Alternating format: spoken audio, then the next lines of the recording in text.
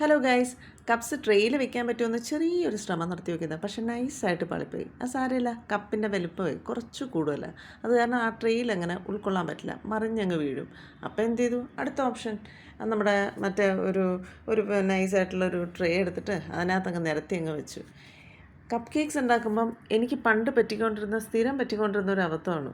Cups അങ്ങ് almost fill ചെയ്തങ്ങ് നിറച്ചെടുത്ത് കഴിയുമ്പോൾ പറ്റുന്നൊരു പ്രശ്നം എന്താണെന്ന് വെച്ചാൽ ഇതങ്ങ് ബേക്കായി കഴിയുമ്പോഴേക്കും അതിൻ്റെ ഹൈറ്റ് അങ്ങ് ഭയങ്കരമായിട്ട് കൂടിയിട്ട് ചില സമയത്ത് അത് ഓവർഫ്ലോ ചെയ്തൊക്കെ വീണിട്ടുണ്ട്.